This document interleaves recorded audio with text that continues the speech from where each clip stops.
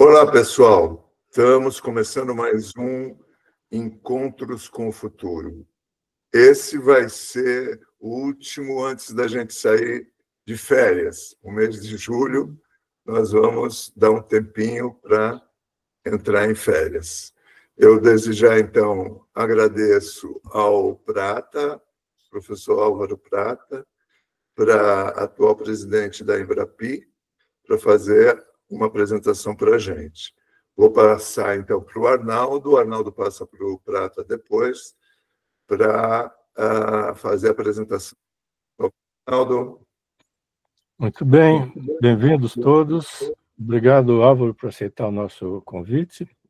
O tema de hoje é a Embrapi, que é a empresa brasileira de pesquisa e inovação industrial, e quem vai conversar sobre ela com nós é nada menos que o presidente da Embrapi, né, Álvaro Prata. O Álvaro é engenheiro mecânico, engenheiro eletricista pela Universidade de Brasília, em 77, tem mestrado em engenharia mecânica pela Universidade Federal de Santa Catarina e um doutorado em engenharia mecânica pela Universidade de Minnesota, em 1985. Ele atuou na Universidade Federal de Santa Catarina como professor de engenharia mecânica por 44 anos, foi pró-reitor de pesquisa e pós-graduação e reitor da UFSC. De 2012 a 2018, ele integrou o Ministério da Ciência, Tecnologia e Inovação, onde foi secretário nacional de Desenvolvimento Tecnológico e Inovação, secretário de Políticas e Programas de Pesquisa e Desenvolvimento e secretário executivo também. Então, Álvaro, muito obrigado novamente e a palavra é sua. Muito obrigado. Quero começar agradecendo o honroso convite de fazer essa apresentação sobre a Embrapi, Empresa Brasileira de Pesquisa e Inovação Industrial. Ainda pouco conhecida, né? Nós estamos falando de uma instituição que tem 11 anos de vida e ela foi criada para poder aproximar o ambiente acadêmico do ambiente industrial. Ela tem esse nome por inspiração da Embrapa. Ela foi concebida ali em 2012, mais ou menos, e na concepção dela, a Confederação Nacional das Indústrias, né, através do movimento conhecido como MEI, Mobilização Empresarial pela Inovação, juntamente com quem estava no Ministério de Ciência, Tecnologia e Inovação, que era o Aloysio Mercadante, com quem estava no Ministério da Educação, que era o Fernando Haddad, e pessoas da SBPC, das universidades, entenderam que, do mesmo modo que a nossa agricultura ela conseguiu levar o conhecimento científico para o campo e tirar o Brasil de uma condição de importador de alimento e colocá-lo numa posição de exportador de alimento, e hoje os desafios ligados à agricultura não estão mais vinculados à qualidade do solo, que é corrigido, ao tipo da cultivar, enfim, o conhecimento científico parece hoje não ter limites, né, quando nós pensamos na agricultura. E, inspirado por isso, e entendendo que o Brasil já tinha segmentos industriais que tinham importância, né, imaginaram de criar a Embrapi. E ela foi criada, e vou trazer alguns resultados aqui para mostrar que ela tem dado muito certo. Ela tem cumprido esse papel. Graças ao seu modelo operacional, né, a objetividade que ela tem em executar os projetos, a confiança que ela tem tido aí da indústria. Então, para balizar um pouco e me dar um pouco de objetividade, eu preparei alguns slides e eu gostaria de pedir aí para o Arnaldo, se você consegue compartilhar conosco, Arnaldo. O próximo, por favor.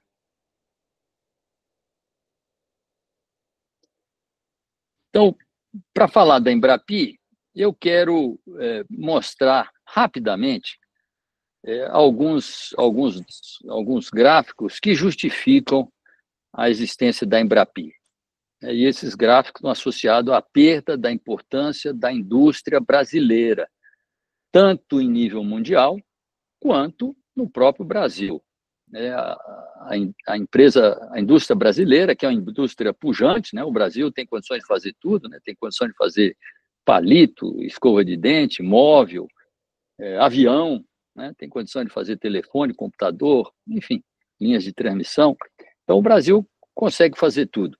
Mas, em função do que tem acontecido no século XXI, as novas tecnologias, a nossa indústria parece que, de uma maneira geral, tem perdido a competitividade, e a maneira dela recuperar essa competitividade é agregar inovação, e a inovação a partir de desenvolvimento tecnológico, e desenvolvimento tecnológico apoiado na boa ciência que o Brasil tem, né? Então, vou começar mostrando alguns gráficos, depois vou falar desse surgimento da Embrapi e vou apresentar alguns números e resultados aí da Embrapi.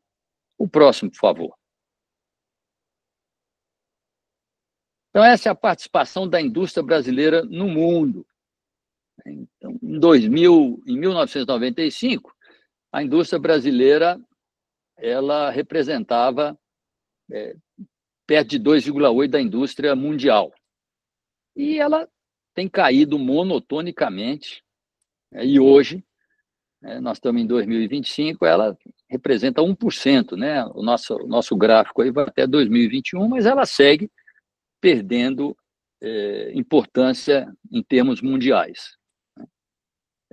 E a indústria de transformação, a indústria de manufatura brasileira, ela perde importância também no Brasil, né? Então, a nossa indústria ela não compete internacionalmente, né?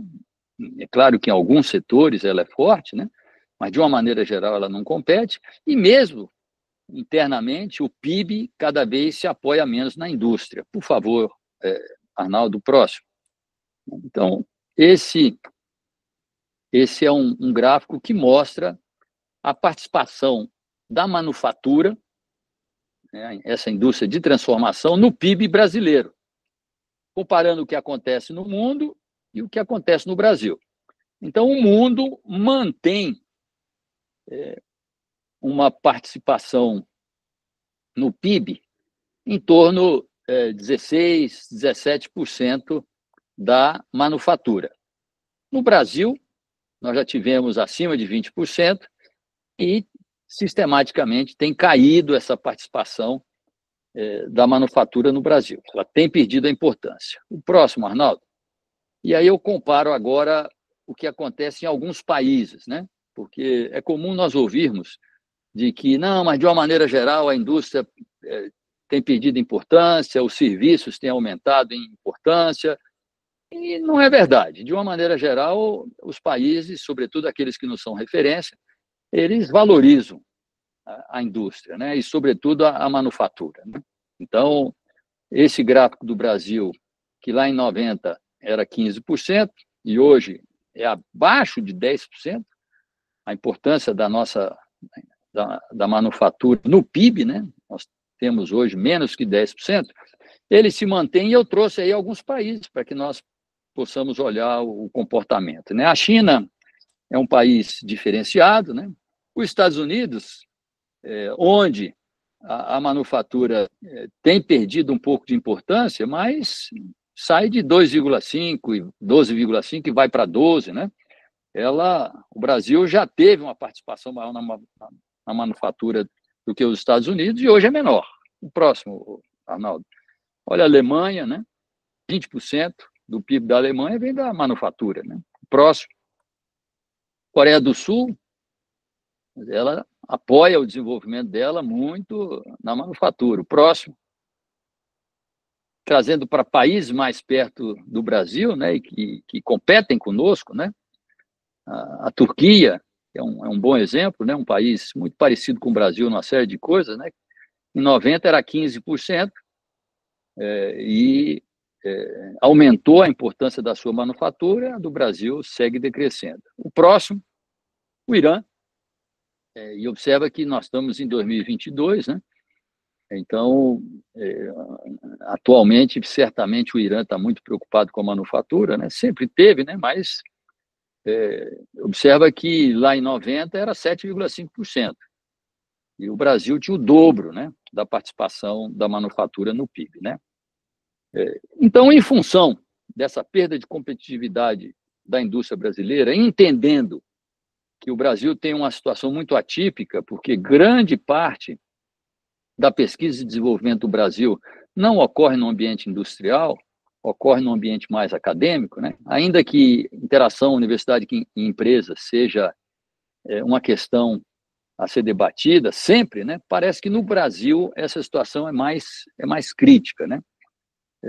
O ambiente acadêmico ele está mais afastado da indústria, ele interage menos com as indústrias, né? As nossas universidades, sobretudo as públicas, onde tem uma maior capacidade de pesquisa fundamental, pesquisa aplicada e aonde nós teríamos mais condições de interagir com a indústria, ela nem sempre compartilha o ambiente acadêmico com parceiros industriais, né? É claro que há exceção, mas estamos falando de uma maneira geral, né?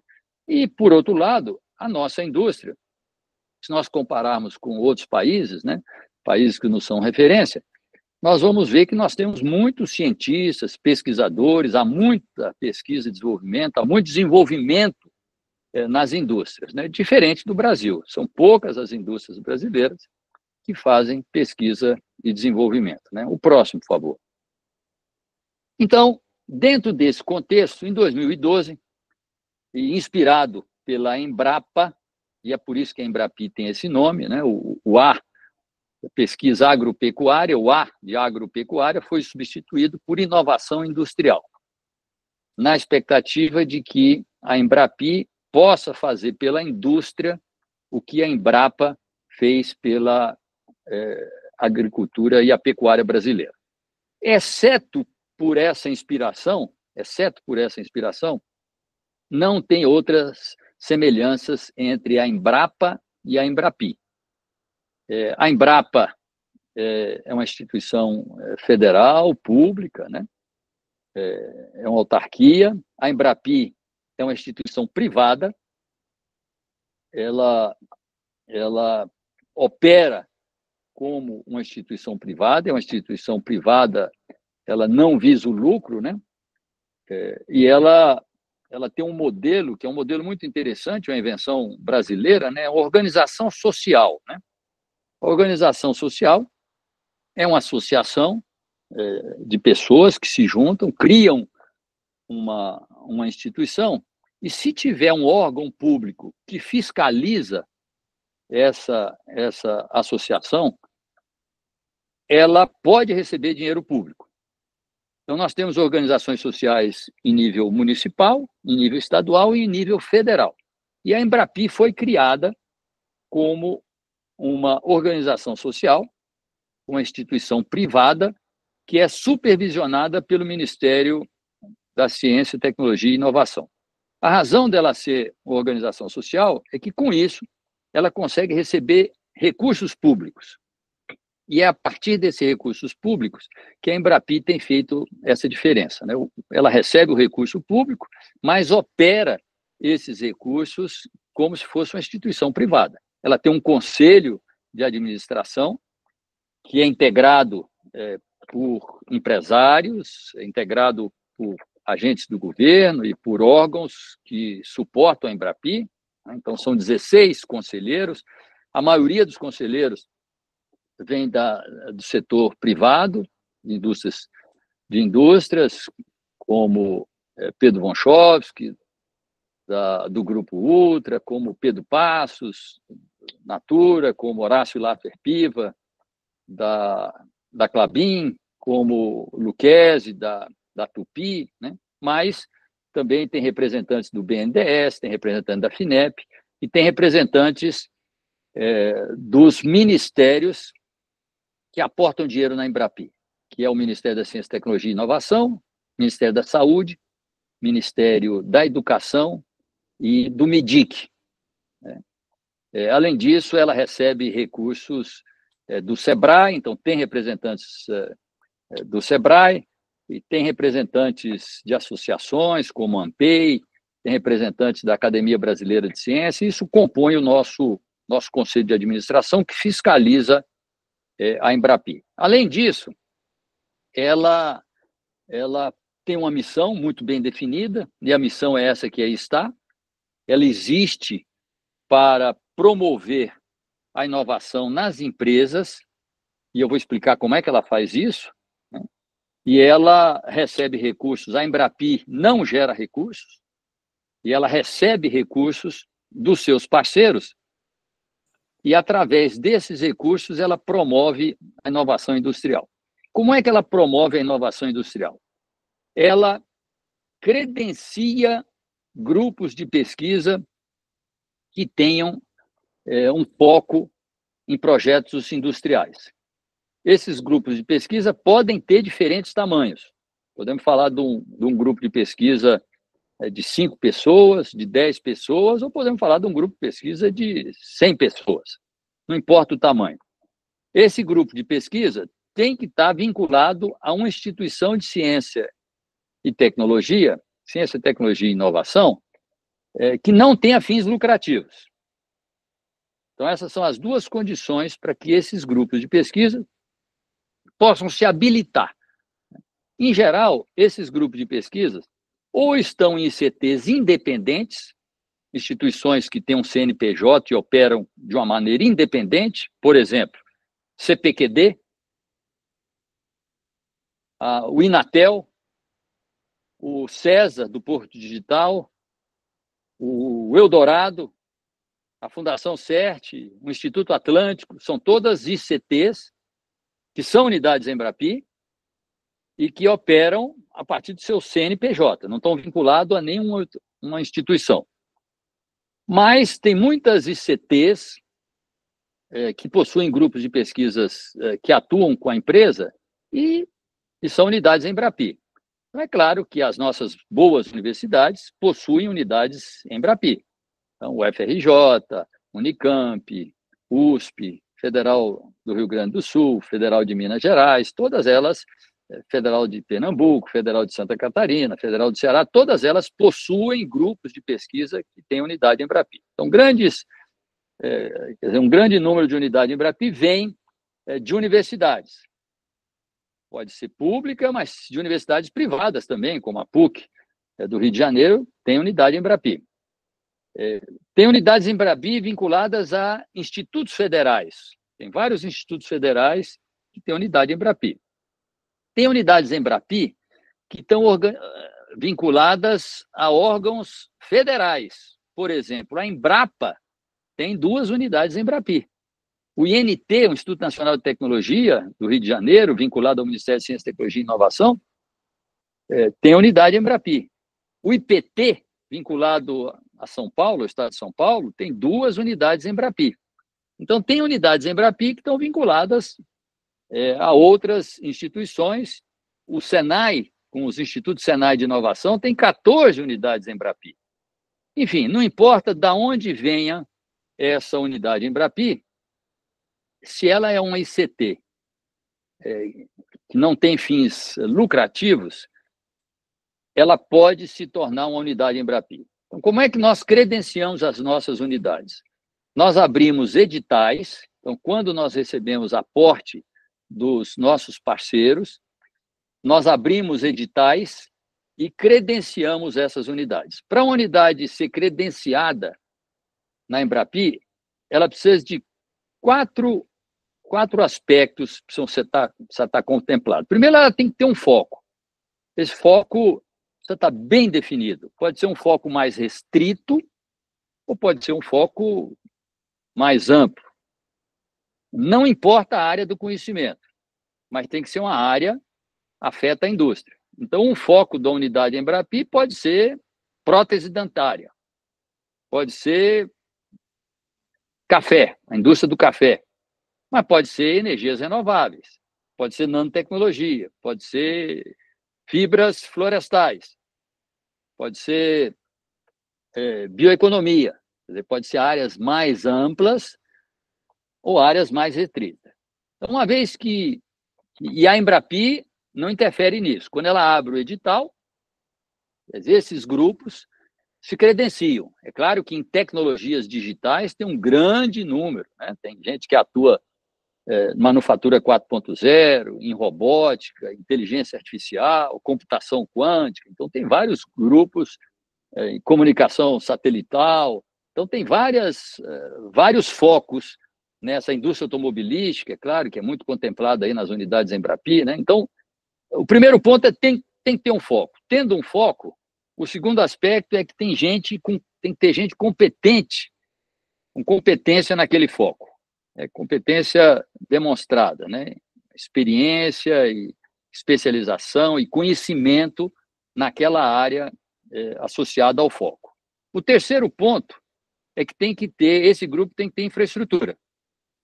Então, ele precisa ser capaz de dizer, eu mencionei tecnologias digitais, ele tem que ter laboratório, tem que ser capaz de avaliar, medir, gerar e produzir coisas, né? Tem que ter infraestrutura laboratorial e infraestrutura física. É o terceiro pilar nosso para ser credenciado. E o quarto, último aspecto, que é o mais difícil, esse grupo tem que apresentar um portfólio de projetos que ele já realizou com a indústria nos últimos 5 anos. E, em geral, esse quarto aspecto é o que impede muitos bons grupos de serem unidades Embrapi, porque nós sabemos que as nossas instituições elas têm pesquisadores de altíssimo nível, mas nem sempre esses grupos estão vinculados, ou têm interesse, ou têm vocação, ou atuam junto à indústria. Porque como nós queremos apoiar a indústria na inovação, nós não queremos ensinar essa ICT como é que ela vai fazer projeto com a indústria. Nós queremos que ela já faça. O que nós vamos fazer é empoderar ela e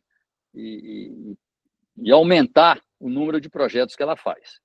E uma vez que ela é credenciada, essa unidade, Embrapi, uma vez que ela é credenciada, nós solicitamos que ela nos faça um plano de trabalho para os próximos 5 anos. Às vezes 5, às vezes 6 anos, e que ela nos diga o seguinte: nos próximos 5 anos,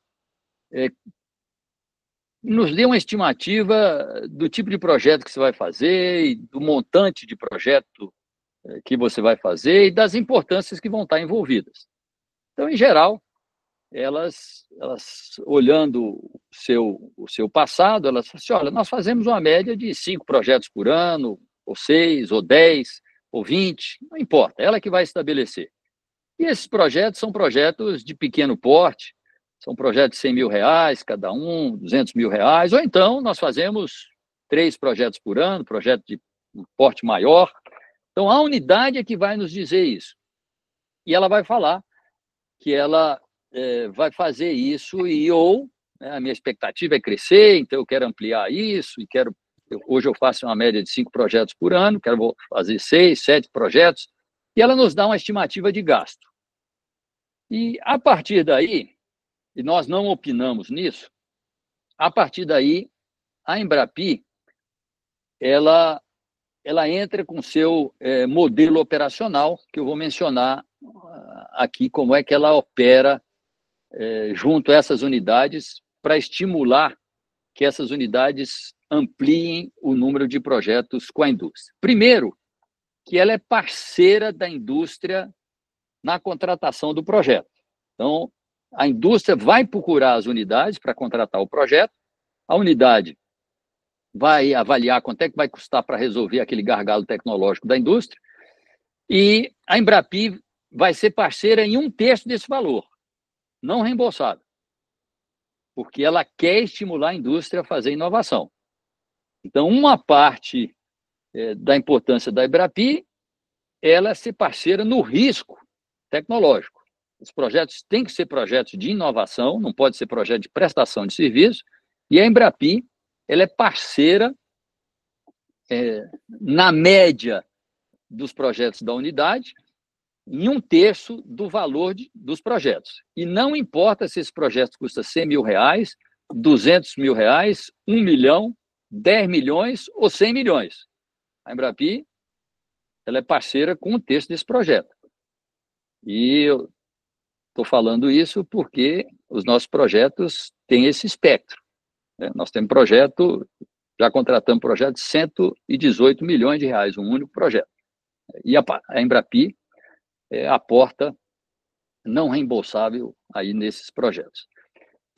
Esse é um aspecto. O outro aspecto é que a Embrapi, ela interage com a unidade para que a unidade possa eliminar toda a burocracia associada à contratação de um projeto. Primeiro, que ela não julga o projeto. Uma vez que ela credencia a unidade, ela tem total confiança naqueles pesquisadores.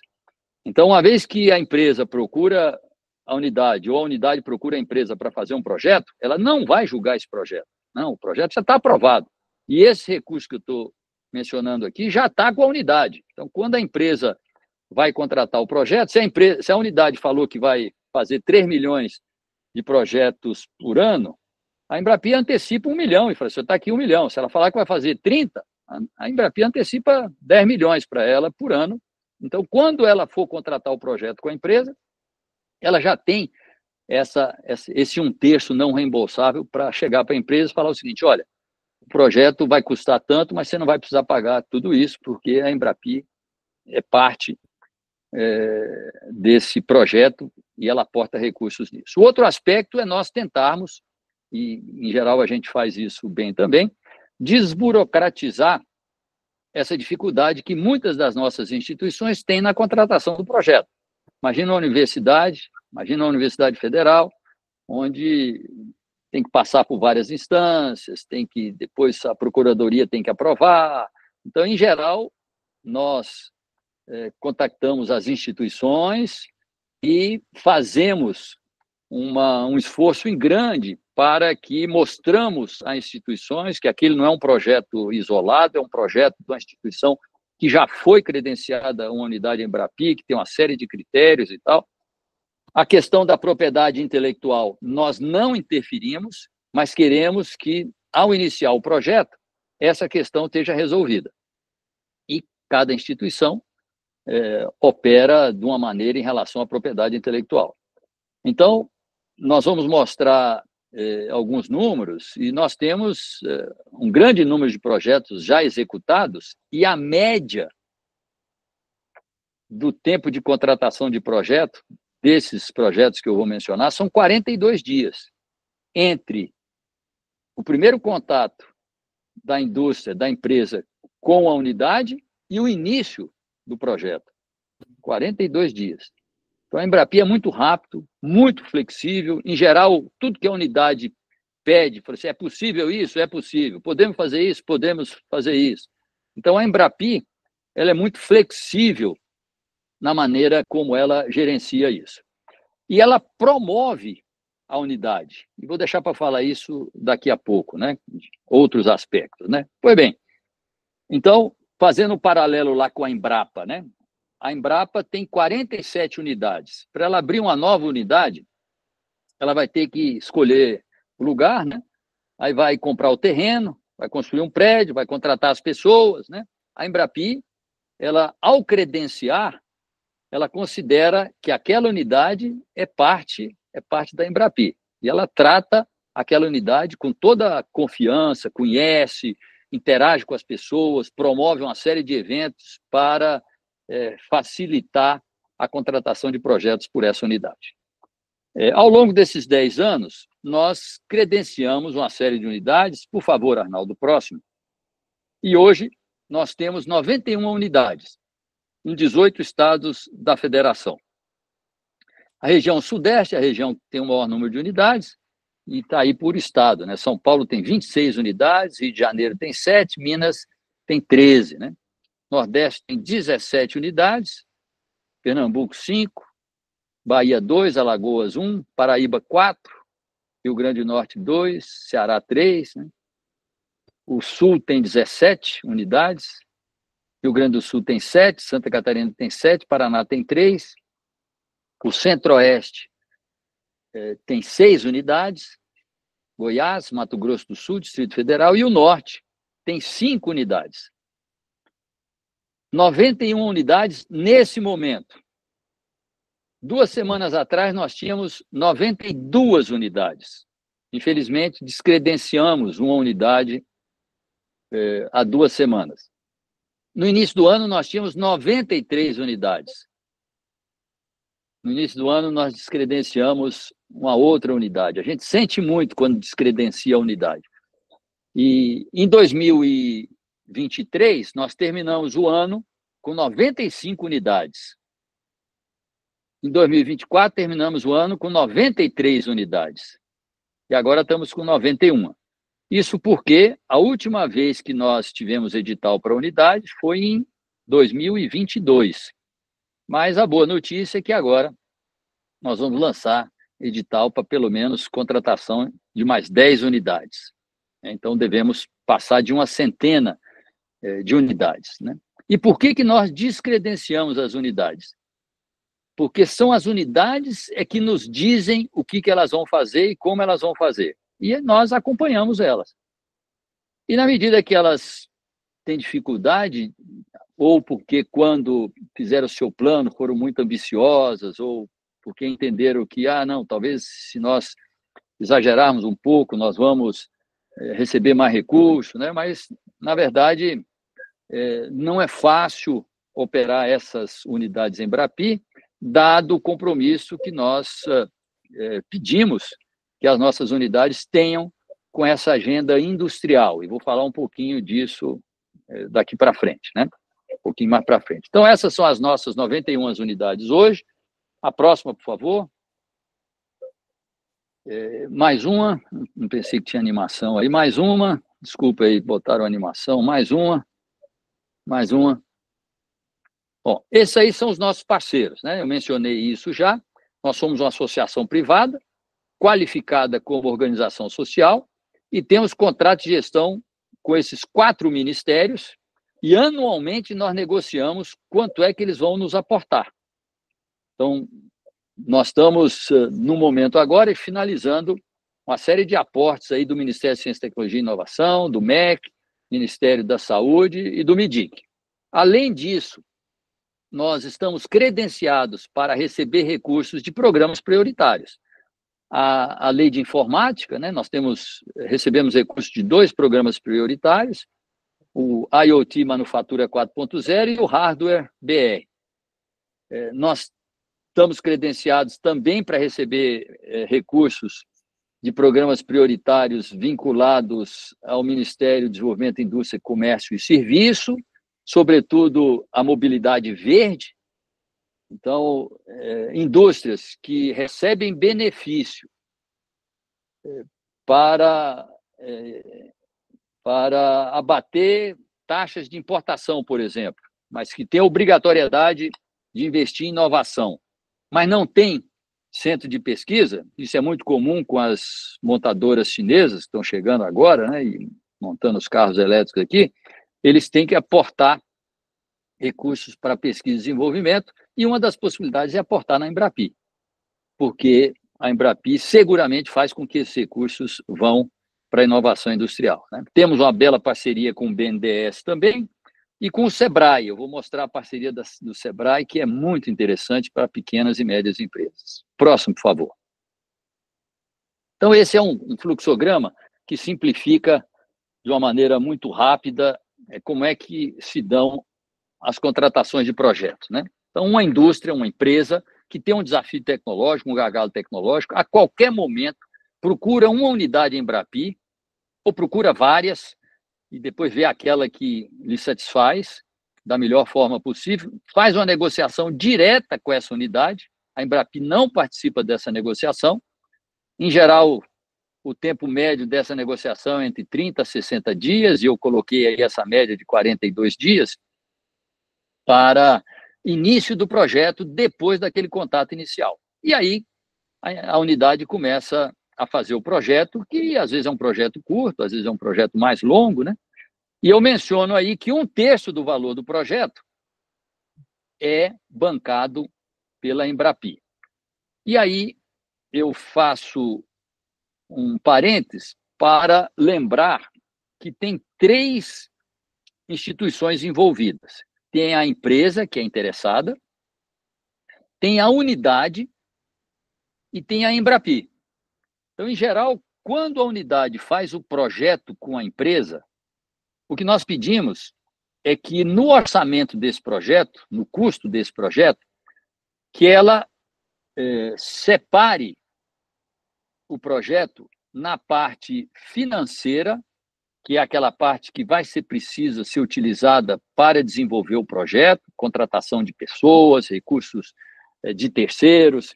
A unidade não precisa toda ela fazer o projeto, ela pode pegar 30% do valor total de projeto e contratar uma outra empresa, uma parceria, até no exterior, né, para desenvolver aquele projeto. Mas é preciso que nós tenhamos clareza dos recursos financeiros, mas também dos recursos econômicos, porque a unidade ela entra com pesquisadores, com pessoas, às vezes com alunos, entra com infraestrutura, entra com equipamento. Esse equipamento vai demandar um tempo de utilização. Então, em geral, nós falamos que um projeto Embrapi, ele tem uma parte que é paga pela Embrapi, que é 1/3 do valor total do projeto, uma parte que a unidade aporta como valor econômico. Em geral, essa parte é em torno de 18%. Então, 18% da unidade, 33% da Embrapi, vamos arredondar aí para 50%, e a empresa, então, aporta 50%.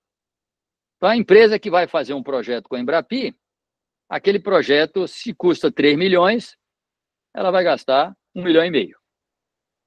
Aí entra a nossa parceria com o Sebrae. Nós percebemos que as empresas grandes estavam utilizando muito a Embrapi, e nós queríamos que as micro e pequenas empresas utilizassem também. Então, nós fizemos uma parceria com o Sebrae, e o Sebrae, hoje, aporta 70% do valor que a empresa tem que aportar. Então, vamos simplificar a conta. Digamos que tem um projeto de 600 mil reais. Vamos botar que 1/3 seja da Embrapi.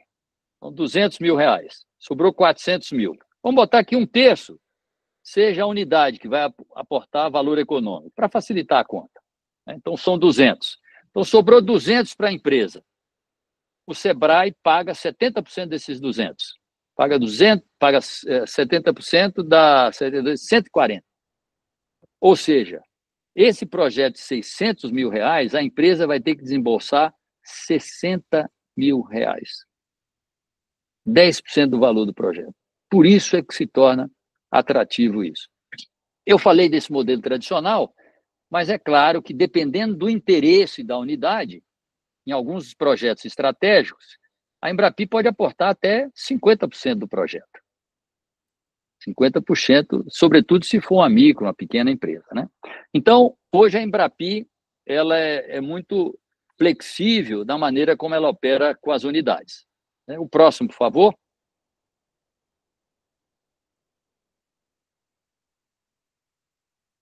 Nos seus 11 anos de existência, esses são os números da Embrapi. Então, nós já contratamos 6,35 bilhões em projetos de inovação. Embaixo desses 6,35 bilhões estão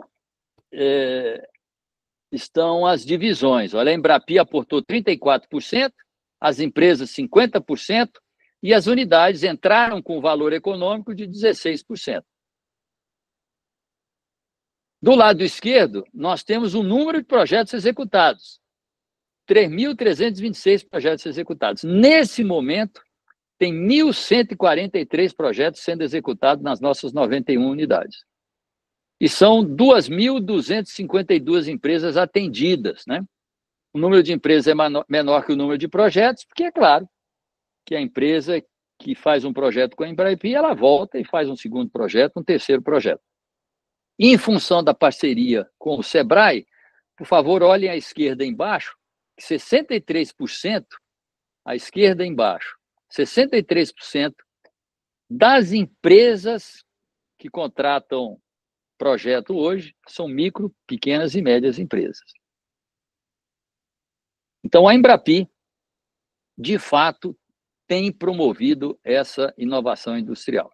O próximo slide mostra, ano a ano, esse início da Embrapi. Então, lá em 2014, quando ela operou pela primeira vez, e operou com um sistema piloto, nós escolhemos 3 unidades, não credenciamos, escolhemos 3 unidades, uma unidade vinculada ao IPT, que é uma instituição pública estadual, uma vinculada ao INT, uma instituição pública federal, e uma ligada ao Senai Cimatec, na Bahia, uma instituição privada, para testar o nosso modelo operacional. Conseguimos 20 milhões, conseguimos 8 milhões e demos para essas unidades. E essas unidades fizeram 9 projetos. E aqueles 20 milhões é a parte econômica da unidade e a parte que a empresa colocou. Então, fizemos 9 projetos em 2014, ajustamos o nosso modelo operacional. Em 2015, lançamos o edital, credenciamos 10 unidades, conseguimos contratar 70 projetos, e aí viemos crescendo. Esse decréscimo aí é por causa da pandemia, né?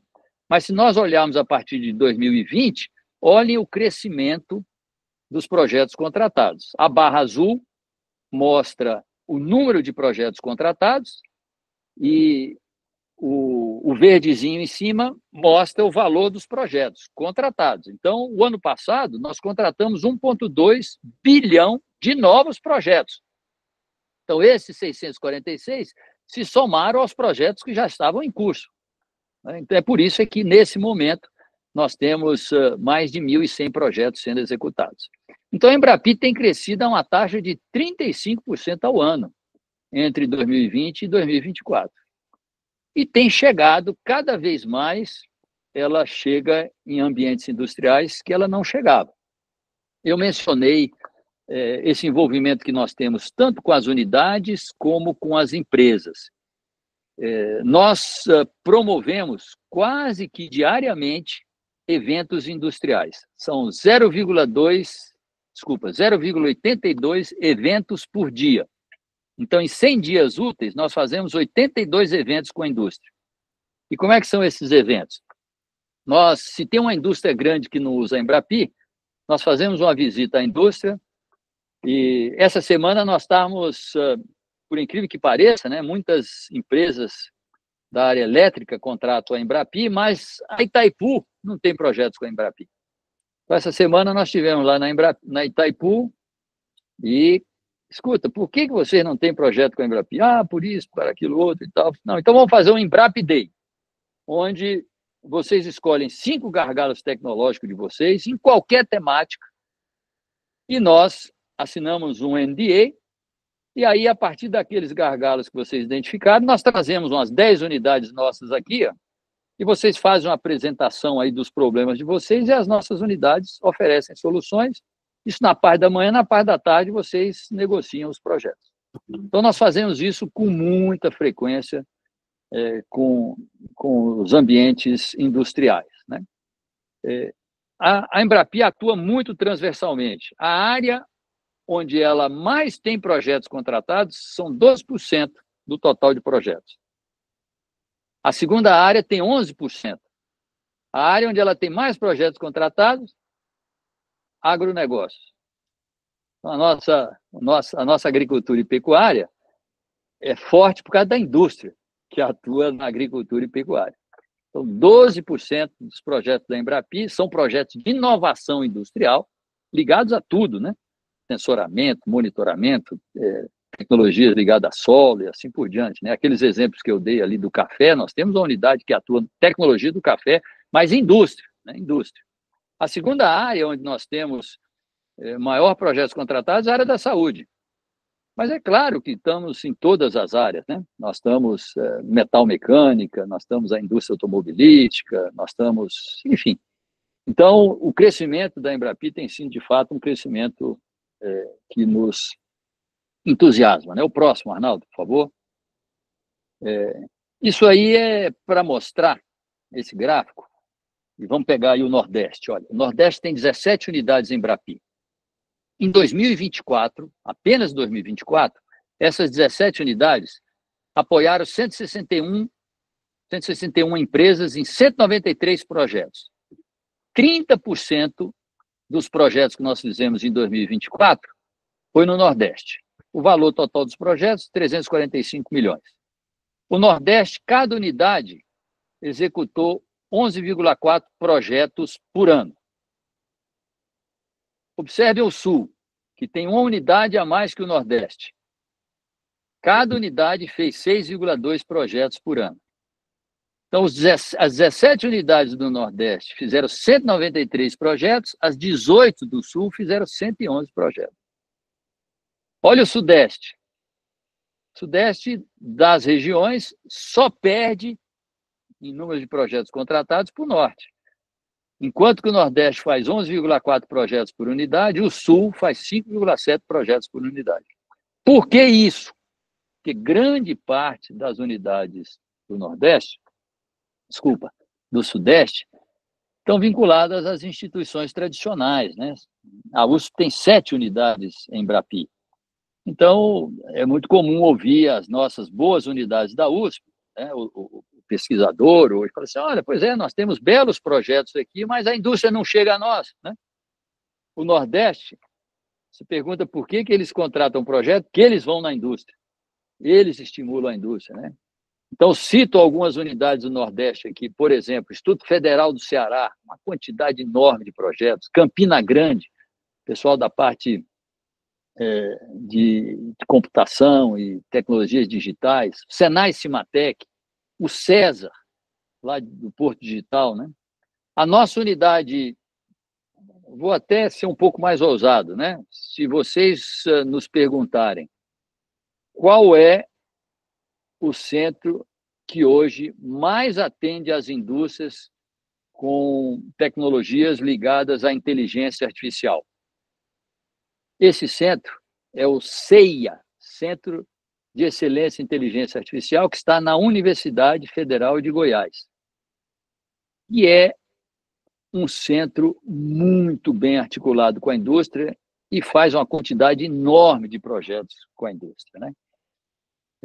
Arnaldo, esse quadro aí, ele nos ajuda a perceber que uma boa unidade independe da onde ela esteja localizada.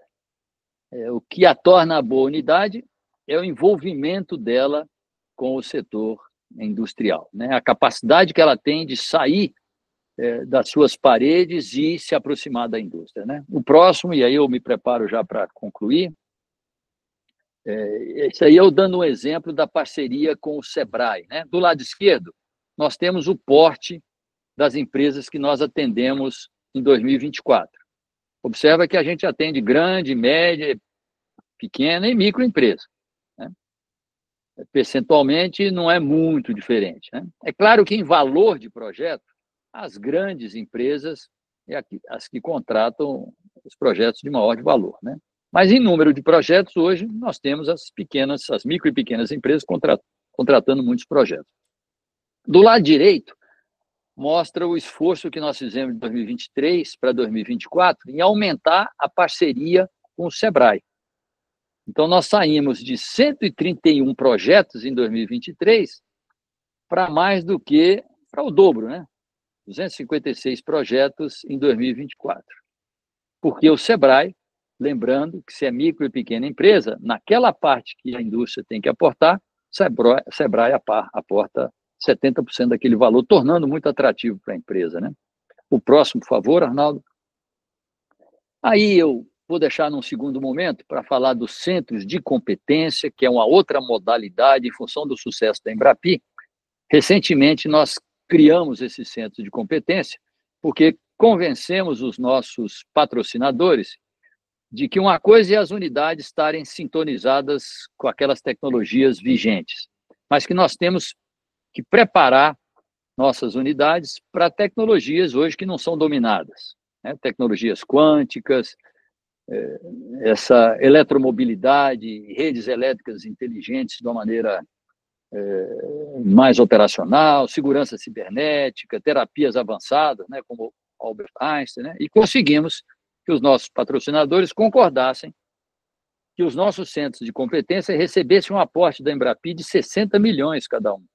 Então, quando a gente credencia o centro de competência, a gente aporta 60 milhões para que eles mobilizem as suas competências, e aí é um modelo um pouquinho mais sofisticado, que nós não estamos falando em apenas uma unidade, nós estamos falando de um conjunto de unidades operando em rede, nós estamos falando de uma associação de empresas, quer dizer, não é uma empresa cliente, mas uma empresa fazendo um aporte de recursos para fazer parte do desenvolvimento dessas tecnologias. Então, esse já é um avanço do modelo Embrapi, né? Num outro momento, a gente pode falar sobre ele. O próximo, por favor. Esses são o total dos nossos colaboradores nas nossas 91 unidades. Então, nós operamos com 17 mil colaboradores, né? É um número significativo. Nós nos inspiramos muito em outras instituições internacionais parecidas, como, por exemplo, o Instituto Fraunhofer, e eu coloco aí embaixo os números do Instituto Fraunhofer na Alemanha. O Instituto Fraunhofer tem 76 unidades, nós temos 91, e eles operam com 32 mil empregados, e nós temos 17 mil colaboradores, né? Porque, na verdade, a Embrapi não paga o salário de nenhum deles, né? Porque quem paga o salário são as unidades, né? Então, é um modelo que usa de uma maneira muito eficiente aí essa nossa importante, esse conjunto de pessoas que atuam em pesquisa e desenvolvimento. O próximo, por favor. Eu finalizo aqui mostrando que, ainda que a missão da Embrapi seja promover a inovação na indústria, o que nós percebemos hoje com esses 11 anos de operação é que ela tem impactado os ambientes de inovação de uma forma que nós não esperávamos, né? Então, eu destaquei aí 6 aspectos e brevemente vou mencioná-los. O primeiro aspecto é que aquelas unidades mais qualificadas, que conseguem gerenciar melhor os projetos, conseguem negociar melhor os projetos, conseguem prospectar melhor os projetos, elas se dispõem a fazer mentorias com aquelas unidades que têm mais dificuldade. Então, em 2024, nós fizemos 155 mentorias com as próprias unidades. Então, umas unidades melhorando as outras. E não quer dizer que a unidade que precisa ser melhorada, ela está numa instituição pior, não. Às vezes uma instituição que não é tão forte, mas a unidade opera muito bem, ela faz a mentoria de uma unidade que está numa instituição mais estabelecida, né? Então, esse é um aspecto muito interessante. O segundo aspecto é que, de fato, nós temos promovido com muito sucesso uma efetiva interação entre os ambientes mais acadêmicos e as empresas, né? E isso tem feito uma transformação muito grande. Um exemplo que eu dou dessa... Vou deixar para dar esse exemplo quando falar da quarta e quinta revolução, aspecto da revolução que eu mencionei aí, né? Um terceiro ponto é a descentralização das competências em inovação. Nós temos unidades Embrapi fortes no Nordeste, no Centro-Oeste, inclusive na região Norte. E isso é importante, né? O Brasil é muito desigual, ele precisa promover o desenvolvimento regional. Então, para promover a nossa biodiversidade, é a nossa unidade que está lá em Santarém, trabalhando com a biodiversidade do Amazônia, que tem muito mais legitimidade, porque está lá, conhece aquela região, então ela promove a inovação, promove o desenvolvimento tecnológico, fomenta as empresas naquela região, e é lá que está a nossa biodiversidade. Então, essa descentralização tem nos surpreendido, né? O quarto aspecto, e esse é muito impressionante, né? A Universidade Federal de Goiás, que eu citei aqui, com todo respeito à Universidade Federal de Goiás, se a gente olhasse ela 20 anos atrás, ela não tinha a mesma importância que a UNB, Federal de Minas Gerais, Federal de Paraná, Federal de Pernambuco, Federal do Ceará, ela não tinha a mesma importância. E hoje ela tem um centro de competência em inteligência artificial que tem feito, meu Deus, tem trazido uma inovação, uma quantidade de empresas que começam a usar a instituição também de outras formas, né? E o que a gente percebe é que essa unidade Embrapi, o efeito dela tem transbordado para toda a Universidade Federal de Goiás. Um exemplo que eu gosto de citar é que nas nossas universidades públicas, sobretudo as federais, o curso mais concorrido é de medicina. Não é o caso na Federal de Goiás. O curso mais concorrido na Federal de Goiás é inteligência artificial. A unidade que está lá, o CEIA, é Centro de Excelência em Inteligência Artificial. É o curso mais concorrido. Qualquer aluno que se habilite a entrar no vestibular para inteligência artificial, ele passa em qualquer outro curso, inclusive de medicina, na Universidade Federal de Goiás. Então, o que a gente nota é que essa dificuldade que o Brasil tem tido em atrair pessoas para as universidades, ou mesmo reter aquelas pessoas que já foram atraídas, essa realidade tem mudado naqueles ambientes onde nós temos unidades Embrapi. E aí eu vou para o quinto aspecto dessa revolução que eu tenho mencionado, é que quando nós visitamos as unidades Embrapi, é claro que a maioria das pessoas que estão trabalhando nos projetos lá são alunos. São alunos de doutorado, de mestrado, de graduação, são alunos de pós-doutorado também, né? Alunos, muitos com bolsa de iniciação científica, e estão trabalhando, fazendo o seu curso de graduação, né? Claro que numa unidade como o CEIA, que eu mencionei, né? E poderia dar outros exemplos, né? Nós não temos alunos só da computação, né? Nós temos alunos das engenharias, de uma maneira geral, de áreas correlatas, né? Física, química, sobretudo, né? Então, esse aprendizado com a mão na massa, fazendo projeto, onde os alunos estão envolvidos com isso, que é o que nós sabemos que tem atraído muitos alunos em outras instituições bem-sucedidas, sobretudo Ásia, Europa e Estados Unidos, né? Tem feito muita diferença aqui para nós também, né? E o sexto aspecto é que nós estamos conseguindo levar inovação para todas as empresas, né? De grande porte, de médio porte, de pequeno porte, né? Então, se a gente pega as 20 empresas mais inovadoras do Brasil, de acordo com o ranking do Valor Econômico, 16 usam a Embrapi intensamente, né? E, por outro lado, 63% das nossas empresas apoiadas em 2024, ali estava 2025 para 2024, 63% em 2024, incluindo 25%, é 68%. Né? Então, essa é a Embrapi. Eu termino aqui essa minha fala. E o último slide, eu acho que é um agradecimento, Arnaldo, se eu não me engano, né? Acho que eu falei um pouquinho mais do que tinham me pedido para falar, peço desculpas. Ok, obrigado. Me entusiasmei, talvez. Não, ótimo. Eu vou começar a pergunta e vou pedir aos colegas que levantem a mão, né? Depois Arnaldo faz a pergunta dele.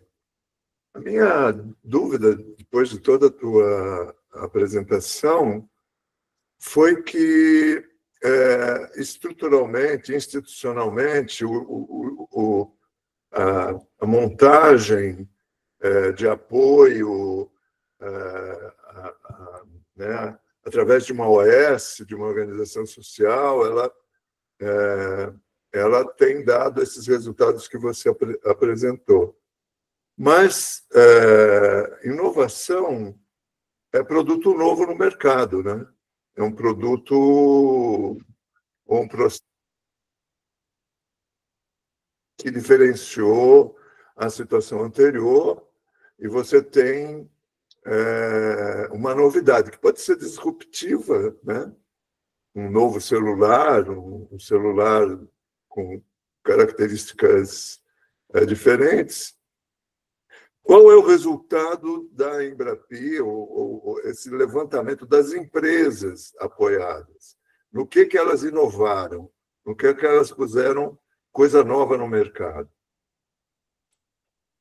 Você quer que eu responda agora, Paulo? Sim.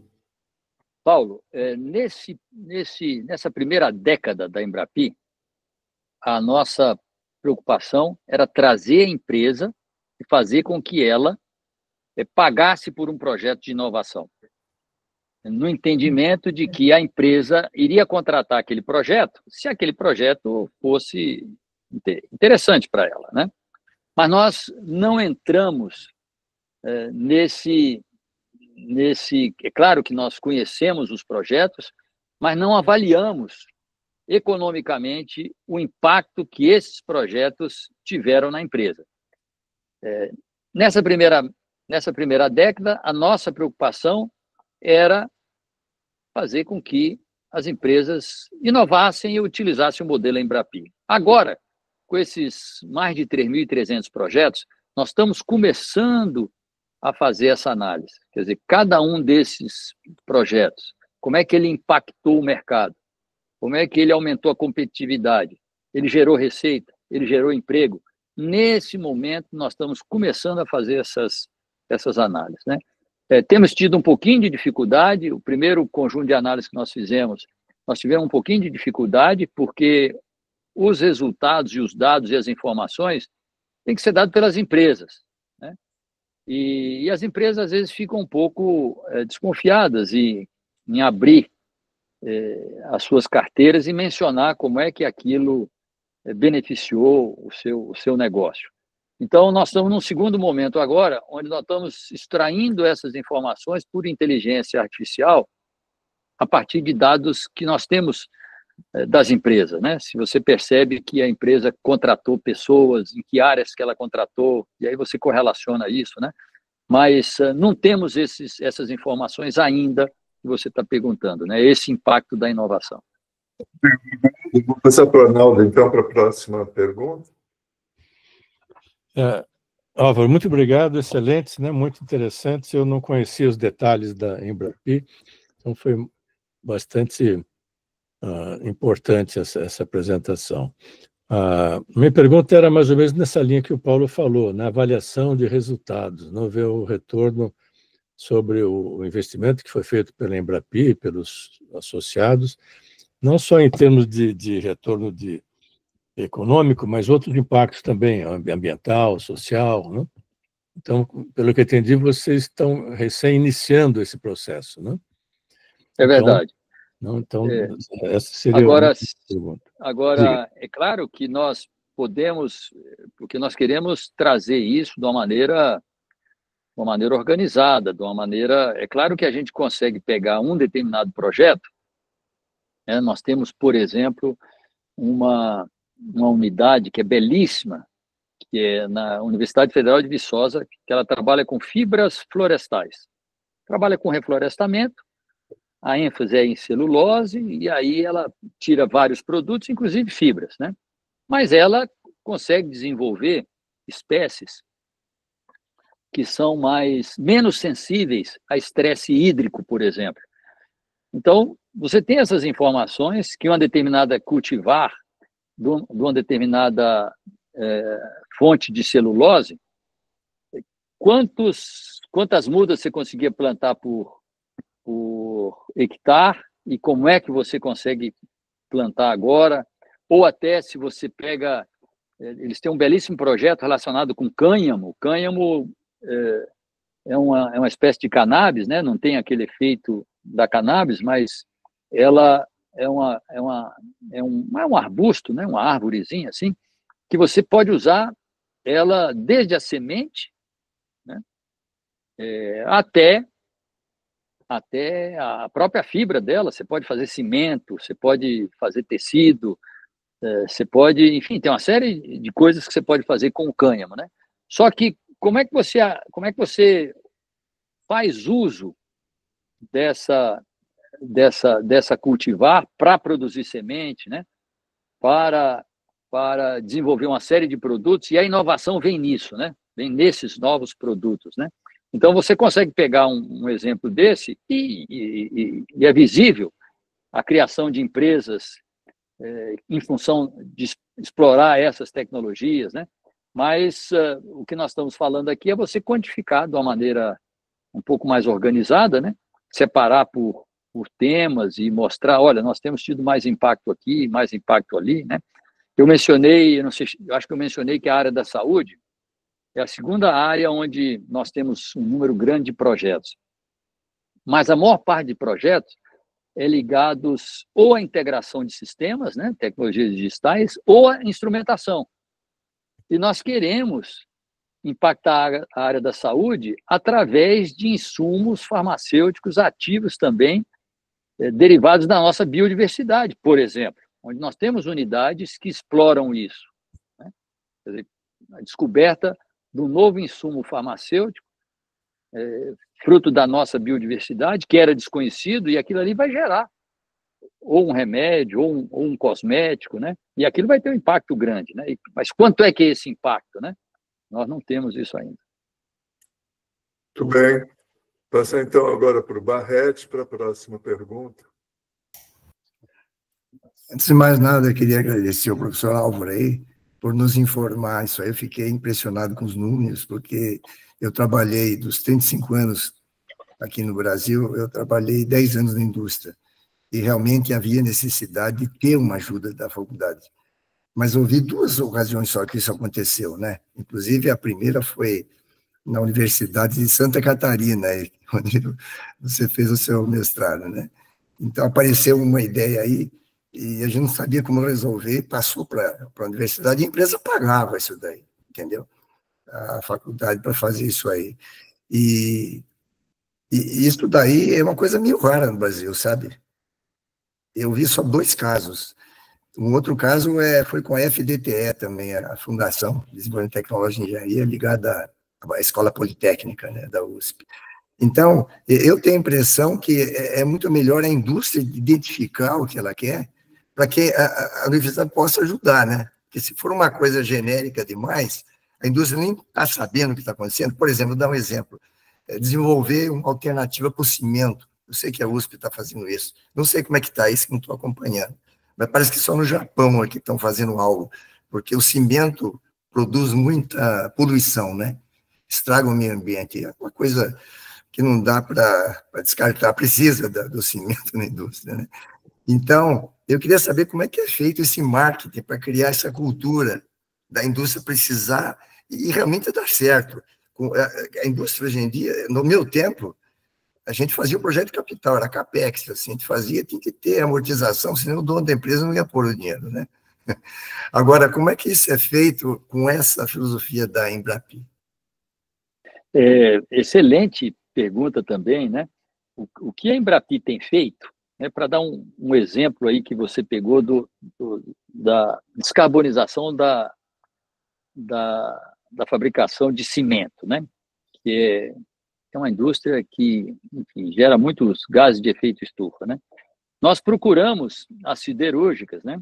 E levando a elas competência, estimulando e tal. E aí nós conseguimos, através de uma captação internacional de recursos, trazer 50 milhões para um projeto que a ArcelorMittal irá desenvolver, né, para a descarbonização de cimento. Então, o papel da Embrapi é muito esse, né? Ele chega e é claro que as grandes empresas, as empresas tradicionais, né, seja automobilística, enfim, as que nós gostamos, conhecemos, né, todas elas, né, Embraer, Vale, Petrobras, todas essas nossas empresas, elas usam a Embrapi, né?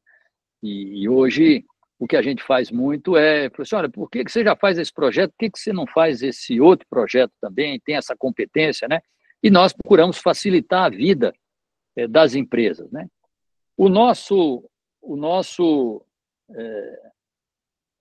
Assim, o ideal é quando, repara que a empresa ela entra com 50%, né?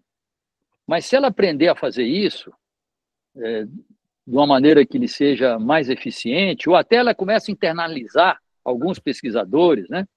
E aí ela pode ser que ela nem precise mais da Embrapi, né? Ela procura o seu próprio caminho aí, seja através suas parcerias, seja através... Então, nesse momento, a Embrapi funciona como um catalisador, estimulando a empresa, e o primeiro estímulo que a gente faz é a questão do recurso, né? Mencionei aqui as micros e pequenas empresas, que ela quer fazer um projeto de 500 mil reais, e aquilo é pesado para ela, mas ela vai ter que desembolsar só 10%, só 50 mil reais, né? Então, o primeiro estímulo vem daí, né? Mas uma vez que o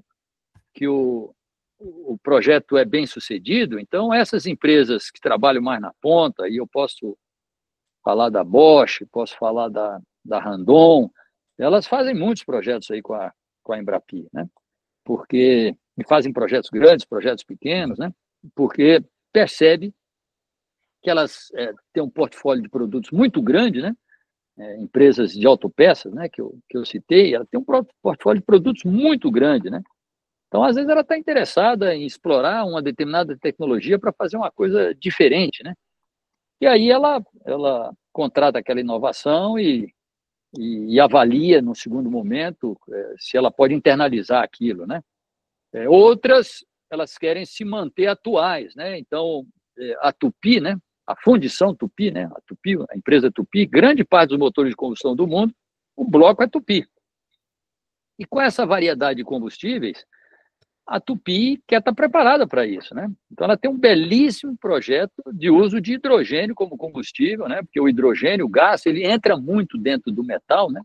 E acaba danificando o metal. Então, a Tupy tem um belíssimo projeto associado ao hidrogênio, né?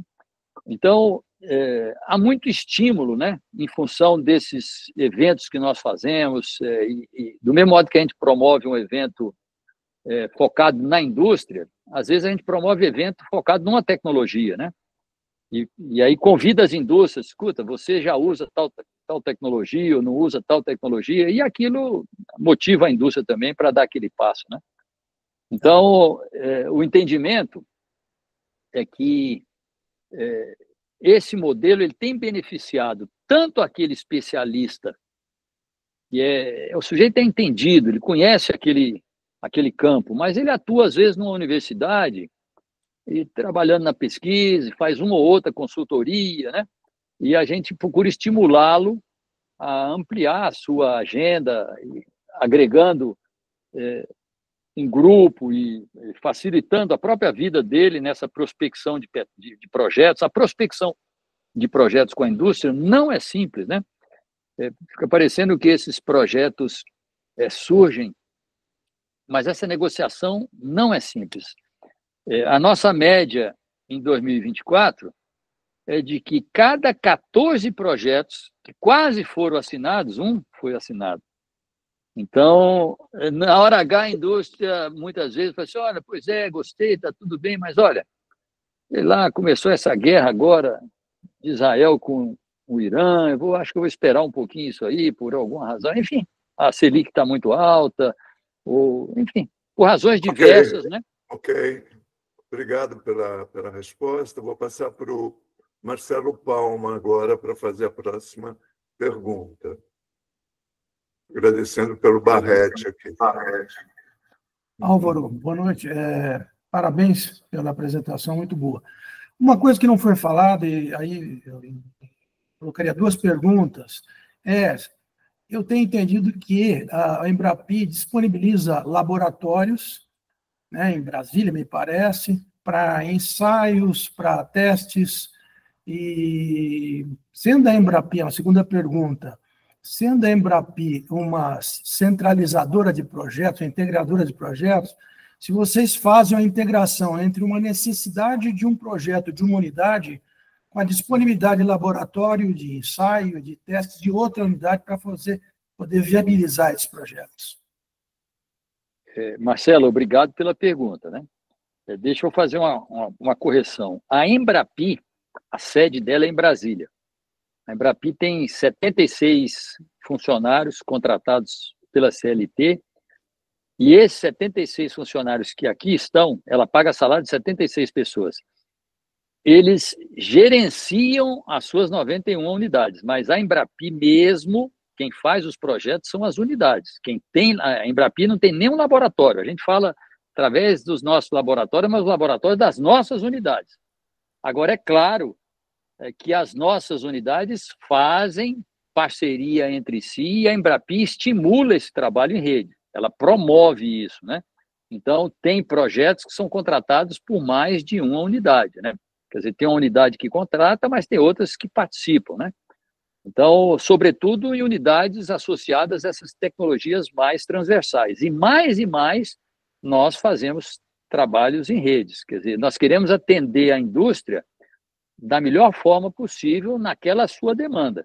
Então, se nós sabemos que uma segunda unidade pode complementar esse atendimento, é claro que nós promovemos essa relação, né, para que a indústria seja bem atendida. Ok, obrigado. Passar agora para o Gondim, a próxima pergunta, por favor, Gondim. Professor Álvaro, uma boa tarde, boa noite. Eu agradeço muito sua palestra. O tema inovação industrial é uma coisa extremamente relevante para o nosso país. E eu tenho duas perguntas. Quer dizer, a primeira muito em relação ao Embrapa, quer dizer, a diferença do modelo da Embrapa para o Embrapi. A Embrapa tem 47 unidades, eu não sabia, o senhor falou durante sua palestra, mas são todas unidades muito dirigidas a uma aplicação. Eu tive a oportunidade de visitar, alguns anos atrás, a Embrapa Gado Leiteiro, que fica aqui em Juiz de Fora. Eles têm uma unidade de pesquisa na cidade, tem uma fazenda a alguns quilômetros de distância de Juiz de Fora. E ali eu vi, quer dizer, eles pesquisam várias áreas de vários interesses, patologias, reprodução, e na fazenda eles trabalham com várias raças, com adequação, vários tipos de estabulagem, de tratamento, de manuseio e tudo, e eles procuram levar isso de diversas formas para todos os fazendeiros interessados, inclusive fornecendo matrizes e elementos, dando recomendação e tudo. Então, eu vejo um sentido de não só desenvolver o conhecimento, como difundir o conhecimento de uma maneira bastante ampla. Tá? O modelo da Embrapi, que é um processo, uma unidade que se revincula com uma indústria, dá a impressão de que ele se vincula muito a um problema específico de uma indústria.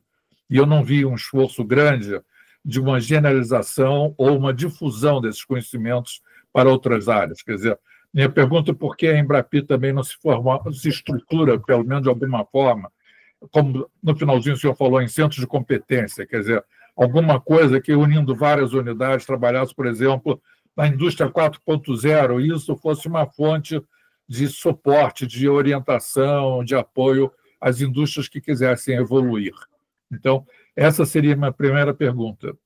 E a segunda pergunta, que é muito mais prática, olhando lá para o bottom line da coisa, o senhor mostrou no início da sua palestra uma curva monotônica de queda da participação da indústria no Brasil.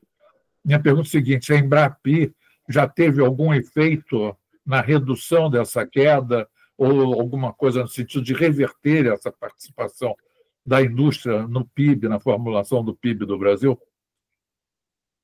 Muito obrigado aí pelas duas perguntas, né? A primeira pergunta é: as nossas unidades, elas têm um foco.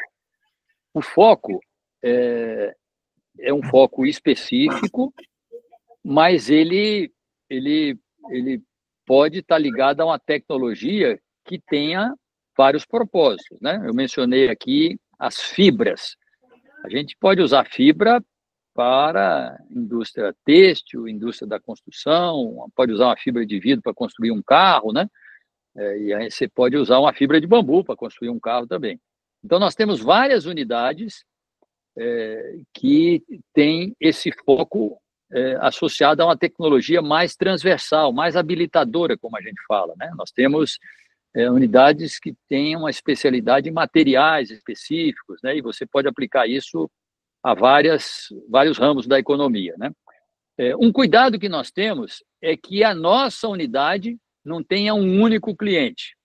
Por isso é que esse exemplo foi muito bom, essa sua pergunta foi muito boa, porque se nós enxergamos que uma unidade atende uma única empresa, ela não é credenciada. Isso é muito comum em unidades. A Petrobras tem muito recurso, tem muitos problemas, né? E ela tem vários grupos de pesquisa que ela demanda, e o sujeito, ele tem de sobra problema ali que vem da Petrobras. Mas se ele só atende a Petrobras, nós não credenciamos. Quando ele quer credenciar, nós falamos o seguinte: olha, aumenta o seu portfólio, que para ser a unidade Embrapil, você não pode ter um único cliente. Nós queremos que você tenha essa diversidade, né? Agora, esse modelo Embrapi, quer dizer, nós temos um respeito enorme, não podia ser diferente, pela Embrapa, né? Mas observa que a Embrapa tem 7.000 e poucos funcionários. Ela paga o salário de todos esses funcionários, né? Ela desenvolve a pesquisa, a competência, e depois leva isso para o campo, faz isso muito bem, né? De uma maneira muito eficiente. A Embrapi, ela tem o dobro de colaboradores da Embrapa, né? 17.000, né? Mais do que o dobro, e ela não paga, ela é enxuta, ela não paga o salário de nenhum deles. Alguém paga, né? A unidade Embrapi que está ali, né? Mas eu digo isso porque ela concentra o esforço dela na demanda industrial. Ela quer que a indústria, qualquer que seja ela, de qualquer segmento, de qualquer tamanho, ela chegue com um desafio tecnológico, uma dor tecnológica, e tenha essa dor resolvida pela unidade Embrapi. Então, a missão dela é essa, né? Nós temos outras instituições que fomentam o desenvolvimento dessa pesquisa desse sentido contrário, né? A pesquisa, a competência que disponibiliza, né? E num momento como esse, onde nós falamos de novas baterias e novas tecnologias de armazenamento, né? É importante que nós possamos desenvolver essa pesquisa e a indústria, então, se sinta atraído para dar o próximo passo e usar aquela tecnologia, né? Mas a missão da Embrapi, a maneira como ela opera, é da indústria para a unidade. E o que a gente faz é com que essa unidade atenda a um amplo espectro de indústria, grande, pequena e também indústrias não só de uma atividade econômica. Ok, obrigado. Passar então para o Armando Araújo. A próxima pergunta. Obrigado. Doutor Prata, parabéns, muito obrigado pela sua apresentação. Assunto realmente, como disse o Eduardo, muito importante para o Brasil. Uma das primeiras perguntas que eu ia fazer, já respondeu, que era o quadro de vocês, e muito interessante a estruturação de vocês com um quadro tão pequeno, usando essas unidades, conseguirem aumentar ou multiplicar, vamos dizer, a força de trabalho.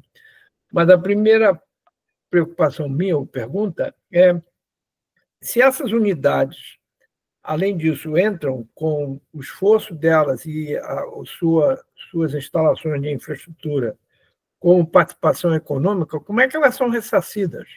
Ou seja, eu, se tivesse uma unidade, qual é o interesse que eu ia ter de fazer uma coisa dessa se eu não ia receber nada, eu ainda ia ter que pagar o salário dos meus empregados e usar a minha infraestrutura? Essa é a minha primeira pergunta. A segunda é se a Embrapi tem limitação de recursos, ou seja, ela vive praticamente de recursos desses órgãos que falou, se isso dá uma limitação, e se ela tem limitação também em termos de montante de projetos que ela possa se envolver, ou seja, ela só pode se envolver em projetos de montantes pequenos ou ela pode se envolver em projetos grandes, como, por exemplo, desenvolver processamento, mineração, que é uma área que o Brasil tem muito mineração, né?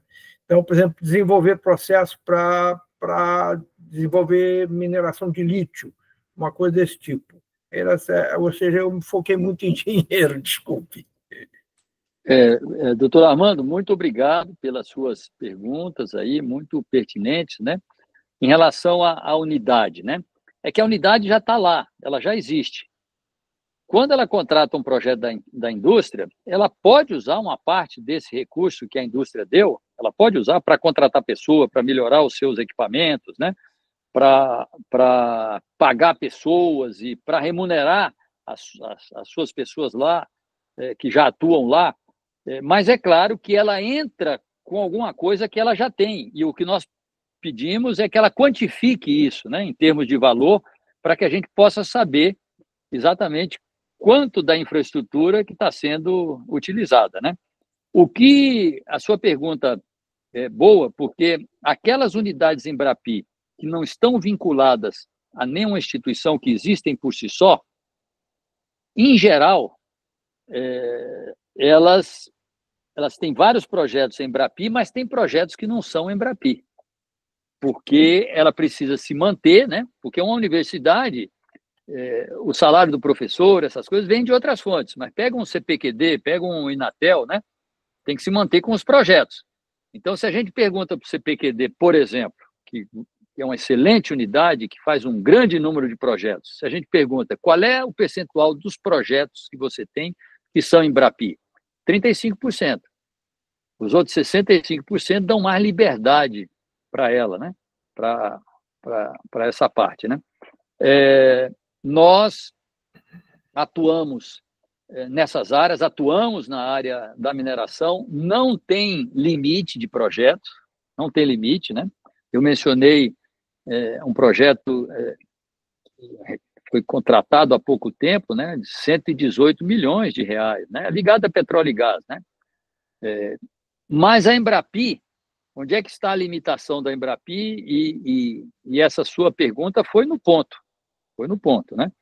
Quer dizer, nós temos crescido a 35% ao ano. Então, eu pego esses resultados, levo para meus parceiros e falo o seguinte, né? Meus parceiros, meus patrocinadores, né? Converso com o Ministério da Ciência, Tecnologia e Inovação, com o MIDIC. Então, nós temos uma parte atuante de interlocução com essas pessoas, BNDES, para que eles aportem recursos na Embrapi. Mas é uma limitação. Agora, a Embrapi, ela é muito segura, ela só dá o próximo passo. Então, um projeto, ela só concorda com a contratação de um projeto de maior vulto se ela tiver essa disponibilidade e ela coloca aquele recurso, reserva lá. Quer dizer, então, hoje, esses 1.100 e poucos projetos que estão em execução, o recurso está garantido. Empenha. Mas nós estamos querendo contratar, credenciar mais 10 unidades Embrapi. Só vamos fazer isso se os nossos patrocinadores aportarem os recursos. Então, estamos negociando, o Ministério da Saúde já aportou recursos para as suas 6 unidades que ele quer, né? O Ministério da Educação para as 3 unidades, né? Estamos finalizando a discussão com o Ministério da Ciência, Tecnologia e Inovação. Ok, obrigado. A gente está chegando ao fim do nosso dia, da nossa conversa, mas temos mais 2 perguntas. Então, eu vou passar para o Pitelli e depois para o Fleury para fazer as perguntas. Você pode responder ao Pitelli e depois a gente passa ao Fleury. Por favor, Pitelli. Boa noite, pessoal. O doutor Álvaro, parabéns aí pela apresentação. Eu não conhecia detalhes da Embrapi e é bom saber tudo isso. E enquanto o senhor expunha, eu me lembrei que na semana passada eu vi um evento na Fiesp sobre inovação horizontal. E tinha lá na mesa principal uma figura que é conhecida de todos nós, que é de destaque na ciência e tecnologia. E interessante que a indústria falou com desenvoltura sobre a inovação horizontal. E, para quem não sabe, inovação horizontal é um ambiente de liberdade para sugestões, não nada ligado à tecnologia necessariamente. E tem uma empresa, inclusive, que foi lá e fez a exposição, a Brasilata, né? Em que eles falam, não, a gente nem se preocupa com tecnologia, isso vem naturalmente, porque o que a gente faz é a liberdade de sugestões de mudanças. E outro dia também, aqui nesse nosso encontro, o colega Brito Cruz, que foi o reitor da Unicamp, hoje está lá na Inglaterra, ele faz estudos sobre pesquisa e desenvolvimento nos países, e ele observa que a indústria e a universidade trabalham separados, em geral. Claro que USP, Unicamp, em geral, a Unesp, a Universidade Federal do Rio de Janeiro conseguem penetrar um pouco mais na indústria, mas há uma dificuldade da indústria penetrar na universidade.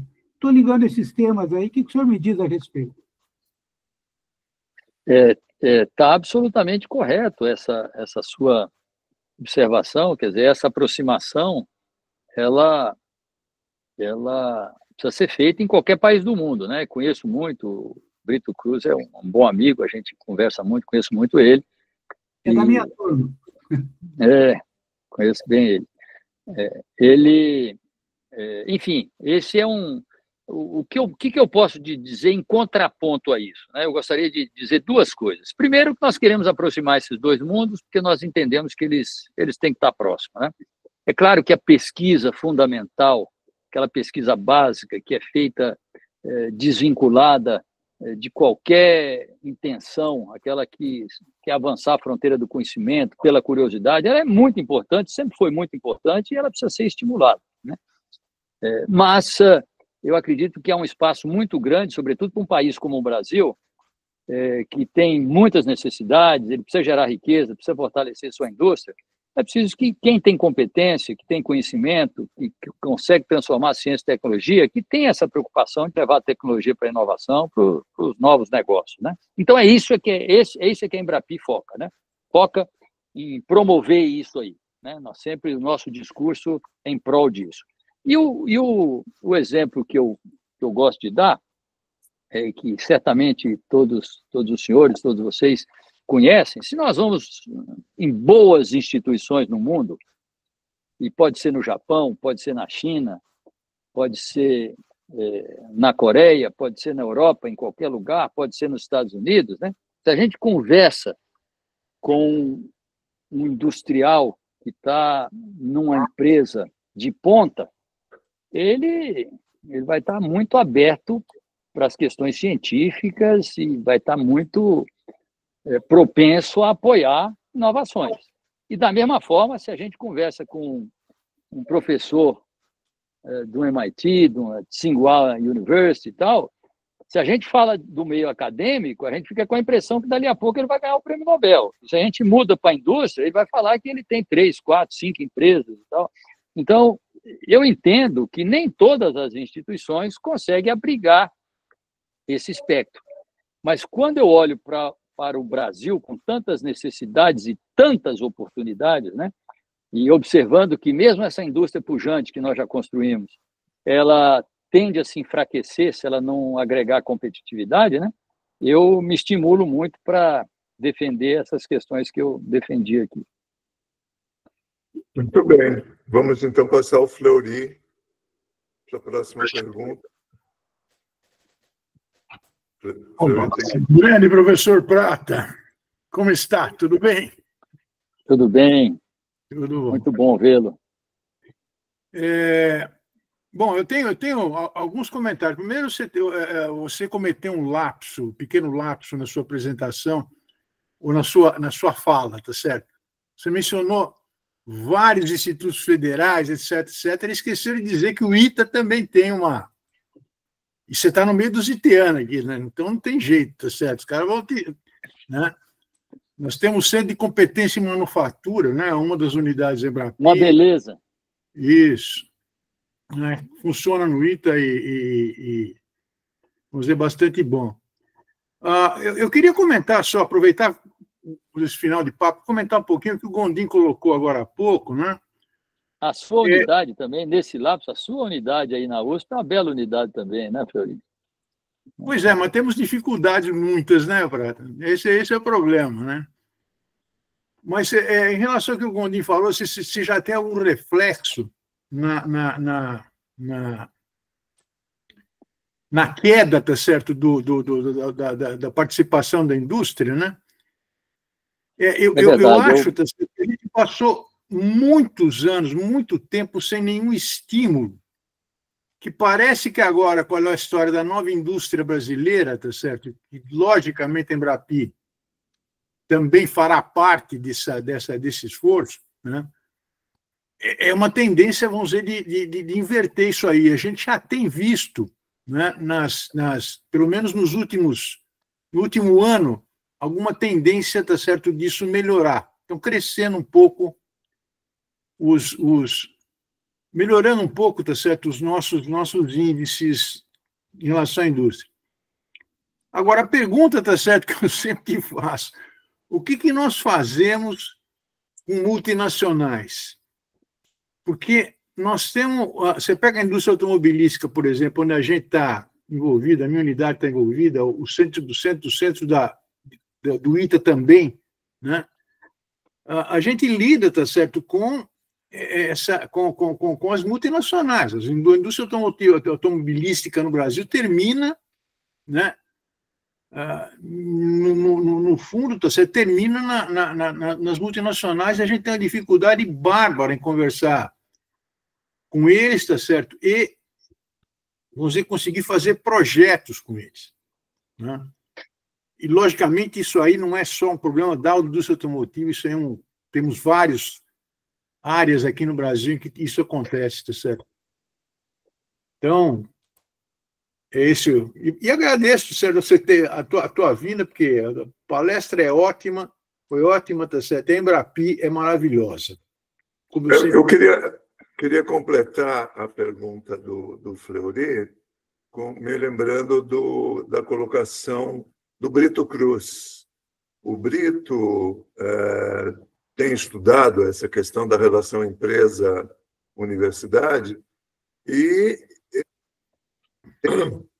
identificou que poucas indústrias no Brasil têm centros de desenvolvimento e pesquisa, porque é a indústria onde faz o desenvolvimento.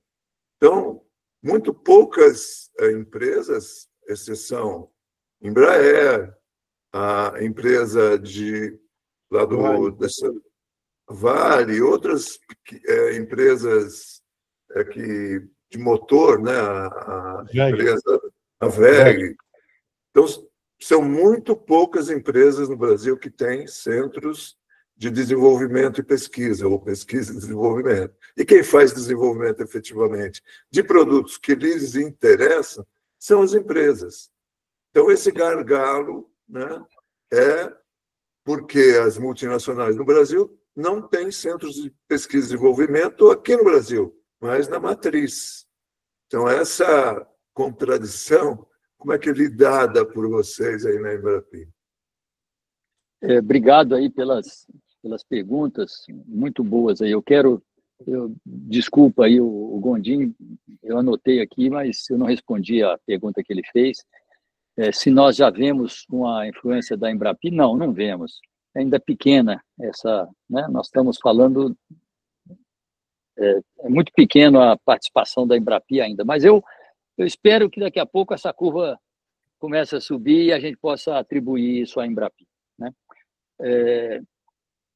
Olha, essa questão aí da multinacional, ela é relativa. Vou dar alguns exemplos. Ela é relativa. Vou dar alguns exemplos. A Ford tem 8 centros de pesquisa no mundo. Um dos mais importantes desses 8 centros fica na Bahia. 3.000 pesquisadores. E ela não fabrica carro no Brasil, a Ford. Ela saiu do Brasil, mas manteve o seu centro de pesquisa no Brasil. Essas montadoras, as que estão aqui no Brasil, a sede brasileira, não a sede, né, mas o ramo brasileiro quer fortalecer o braço que está aqui no Brasil. A sede é que muitas vezes tem dificuldade em aceitar isso. Mas nem por isso elas deixam de investir em inovação, e pode ser mais difícil elas convencerem as suas sedes de que o que elas fazem aqui, porque, em geral, o pessoal vem atraído ou pelo mercado, ou pela mão de obra, ou pelo algum incentivo, né? Mas nós sabemos, por exemplo, né, que a Fiat, a Stellantis, ela puxa muito para a Itália, ela enxerga que a Itália, né? Mas a Stellantis aqui tem tido muito sucesso em desenvolver projetos e convencer a sede de que ela consegue fazer isso aqui. Então, nós temos vários exemplos dessas, de montadoras e outras, né, que não têm a sede no Brasil, mas que concordam em que a sede seja mantida, se ela tiver competência em montar bons projetos, né? E eu posso dar vários exemplos, né? Posso dar exemplos de empresas que foram vendidas, inclusive, mas mantiveram a sede aqui. Então, e empresas estrangeiras que vieram para cá, estou me ocorrendo 2 exemplos que eu gosto muito de dar. Um é a própria Embraco, empresa brasileira de compressores, que se tornou o maior fabricante mundial de compressores de refrigeração. E ela era ligada ao grupo Brasmotor, no primeiro momento, depois ligada ao grupo Whirlpool, e se tornou um bom negócio, e depois foi comprada por acionistas e tal, e hoje foi comprada pela Nidec, uma japonesa, que a ênfase dela é motor elétrico. Mas ela comprou a Embraco, mas manteve toda a parte de pesquisa exatamente onde sempre esteve, lá em Joinville, né? E a parte de pesquisa ligada a compressores da Nidec funciona em Joinville, né? Então, se nós conseguimos, e aí a importância das nossas unidades, né? Se nós conseguimos entregar com competência um produto, uma tecnologia, um processo, a matriz, a sede, ou qualquer que seja a outra instituição, ela vai ser mais difícil, mas ela aceita, né? Quando a Tupi começou a questionar os motores de combustão, que passaram a ser feitos em alumínio, mas ela insistiu em fazer isso de aço. Mas o aço sendo mais resistente, ela conseguia fazer a parede mais fina e o motor de aço ficava mais leve que o de alumínio. Todas as grandes fabricantes de carro que compravam motor de combustão compraram o carro da Tupi, né? Mesmo. Então, o projeto sendo bom, né? A Brasil Foods, a JBS, exemplo de uma outra bela empresa aí que tem investido em carne sintética, tem um centro de pesquisa que tem produzido carne sintética e vai fazer carne sintética e vai exportar para o mundo. O que a gente percebe quando a gente circula nessas variedades de temas, de tópicos, de empresas, o que a gente percebe que talvez a nossa dificuldade maior seja estabelecer algumas prioridades, perseguir aquilo com a constância maior, né? Nós estamos falando aqui da Embrapi, dessa bela instituição, mas estamos aqui entre amigos, né? A Embrapi é frágil. É só você não aportar recursos para a Embrapi, sim, que ela deixa de cumprir sua missão, né? E é claro que hoje há muita confiança na Embrapi, mas amanhã, por alguma outra razão, pode haver uma desconfiança. Então, eu penso que essas prioridades, perseguir determinados projetos, né? Podemos falar muito dessa transição energética, onde nós temos várias oportunidades aí em termos de energia, várias oportunidades em bioeconomia, várias oportunidades aí em uso da nossa biodiversidade, né? E nós temos, às vezes, dificuldades de avançar nessas temáticas, né? Muito a característica nossa, né? Atualmente, nós temos o PIBI, o Plano Brasileiro de Inteligência Artificial, que é muito bem sucedido. Nós temos a Nova Indústria Brasil, com várias temáticas, né? Muito bem, muito bem. Nós estamos chegando ao final, infelizmente já estouramos todos os tempos, eu já estou brindando, já estou tomando meu vinhozinho. Saúde a vocês. Muito obrigado, pessoal. E vamos parando, então, a gravação, agradecendo ao Álvaro Prata por essa palestra excelente, agradável. E hoje sextou, então, moçada. Vamos para... Boa noite a todos. Fantástico. Muito obrigado.